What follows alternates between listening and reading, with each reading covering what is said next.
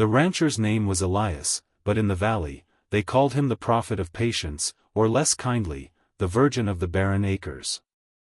It was a moniker earned by 32 years of solitude and a vow made over a dying woman's hand. His mother, God rest her soul, had extracted a promise from him on her deathbed. He was to save himself, his passion, his very essence, for a woman whose presence would make him a better man, not just a satisfied one. Elias had honored that promise with the kind of crushing, quiet fidelity that turned him into a legend and, simultaneously, a prisoner. He was a man built of granite and loneliness, ruling over 300 acres of unforgiving Wyoming earth, his life as stark and beautiful as the tree-lean in winter. He felt the weight of every passing year, the slow, agonizing realization that his nobility was less a virtue and more a perpetual form of self-denial. Then, the blizzard hit. It was the kind of white fury that swallowed sound and light, turning the world into a single, blinding, freezing entity. It was Christmas Eve, 1886. Elias was tending to his livestock in the barn, believing the storm had already settled in for the night, when a frantic pounding shook the solid oak door of his cabin. He grabbed his old shotgun, moved the bolt aside, and opened the door to see a silhouette collapsing onto the frozen porch. It wasn't a man, it was a woman, half buried in the snowdrift, her silk cloak torn and soaked, her lips blue. It was Clara Morgan. The widow. The woman who ran the only reputable boarding house in Laramie, and who possessed a reputation for an ethereal, untouchable beauty that had ruined more than one man's quiet existence. She was 40, maybe, but her eyes held the kind of vibrant, desperate fire that could incinerate caution. He scooped her up, she was shockingly light, and carried her to the hearth. Her frozen garments had to come off, there was no hesitation, only the primal necessity of saving a life. He turned his back, staring at the rough-hewn logs of the wall, forcing his mind to enumerate the inventory of his supplies, to count the nails in the roof, anything to drown out the soft, frantic rustle of wet cloth being peeled from frozen skin. But his imagination, starved for 15 years, painted the scene for him anyway, every curve, every shadow, every gasp of cold air hitting warm flesh. "You can look now, Elias," she finally whispered, her voice rough, hoarse. He turned. She was wrapped in his thickest wool blanket, sitting close to the fire, but the effort had drained her. The firelight caught the wet strands of her dark hair, plastered to her temples. Her eyes, the deep brown of rich earth, were fixed on him. They held no shame, no flirtation, only an immense, raw gratitude mixed with something far more dangerous, recognition.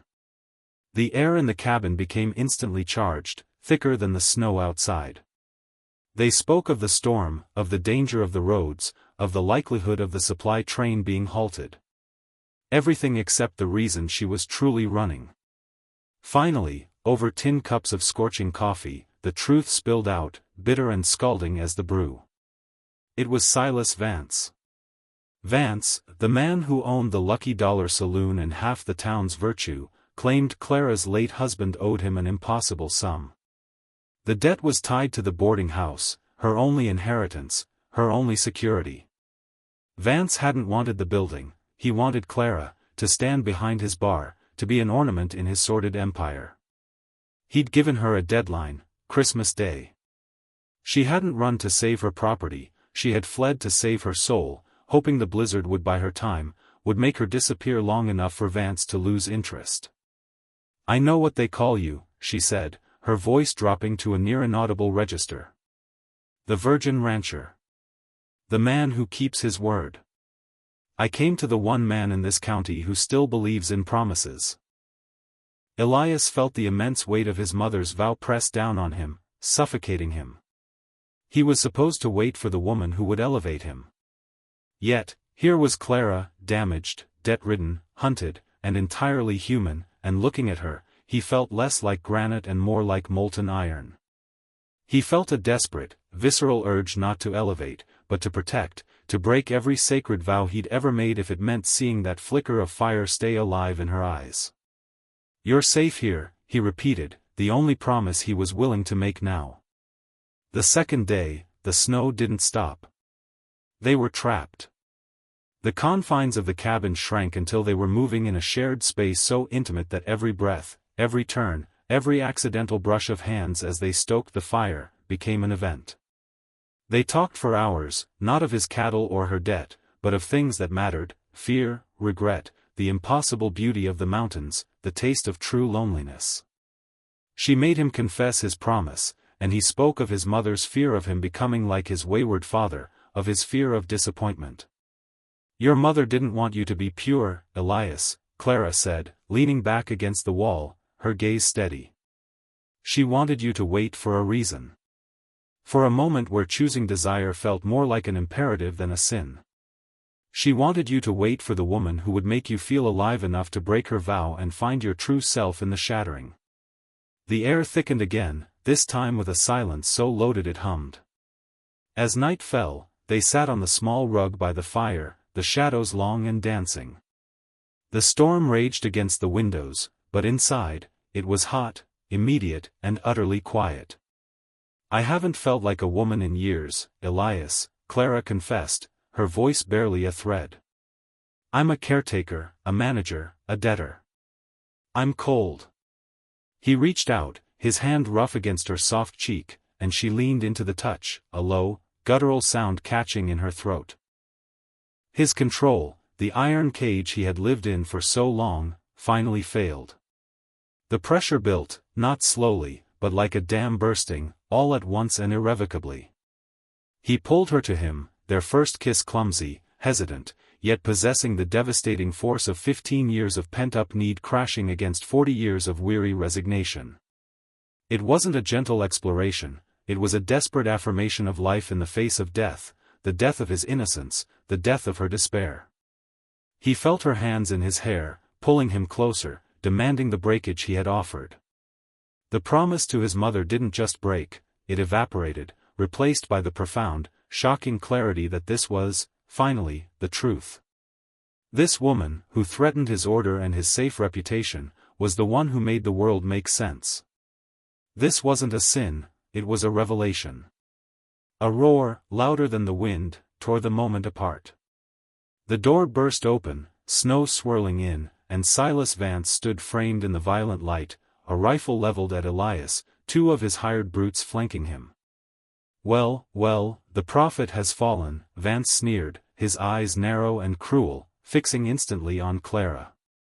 "I knew that vow wouldn't stand up to a 3-day blizzard and a hungry widow. Get up, Clara. Your choice is made for you.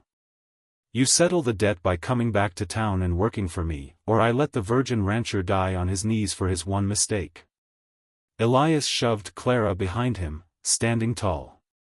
His own rifle was across the room, an impossible distance. He saw the cold, murderous certainty in Vance's eyes.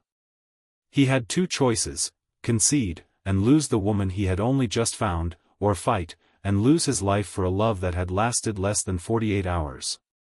"She's not yours, Vance," Elias said, his voice a low, steady rumble, stripped of all fear. "And she's not alone. You think you're a match for me, Elias? You're a man who never learned to fight for anything but clean living. I own this valley. I own her. You own nothing," Elias shot back, the words tearing free like shrapnel. "You own paper debt. I own the fact that I'm willing to die for her. You won't die for anyone, Vance. That makes me stronger." As Vance hesitated, one of the thugs moved. Elias didn't wait. He grabbed a heavy cast-iron poker from the hearth and swung it in a blinding arc, connecting with a sickening crack against the man's temple. As the thug dropped, Elias lunged toward his rifle, grabbing it in a smooth, practiced motion, the cold steel feeling like an extension of his own bone. The barrel leveled on Vance. "Out. Now. You come back, and I'll put you down like the rabid dog you are. You came to my home with a gun. The law will call it self-defense."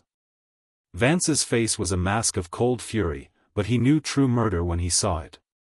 The prophet of patience was gone, a dangerous man stood in his place. Vance dragged his unconscious accomplice out into the blizzard, the door slamming shut behind him. Silence. The ringing in Elias's ears was the sound of his new life beginning. Clara emerged from the shadows, her body still shaking, but her eyes blazing with a defiant clarity.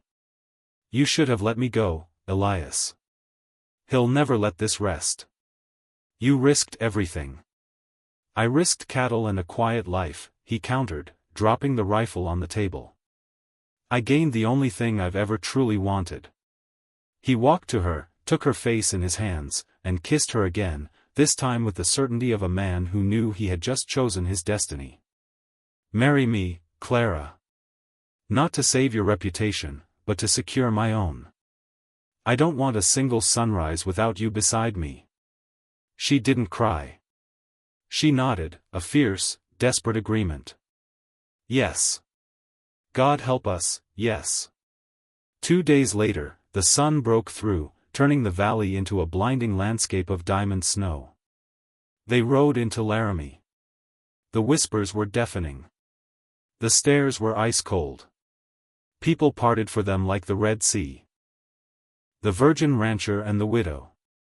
They walked straight into the lucky dollar. Elias threw every coin he had onto the bar, half of Vance's claimed debt. "I'll work the rest off. I need a job. Pay me $1 a day. The boarding house stays with her. She is my wife." The declaration was a thunderclap.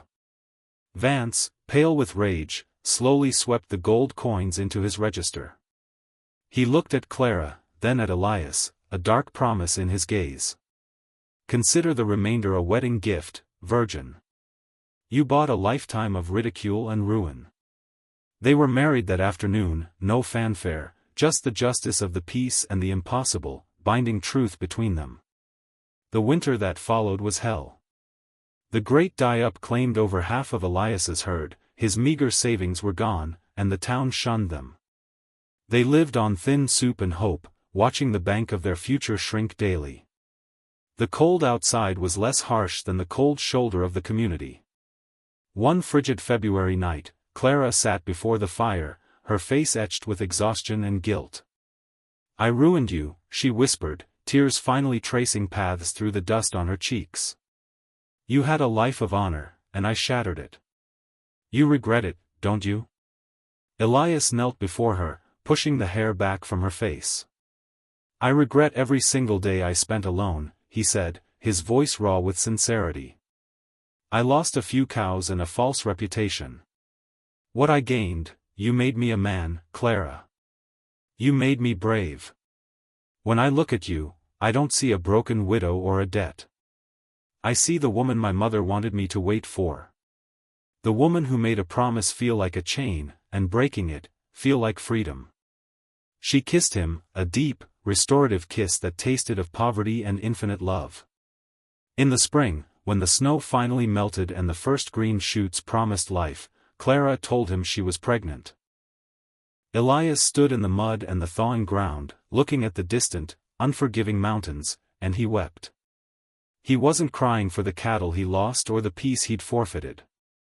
He was crying because, for the first time in his life, he wasn't waiting for life to begin.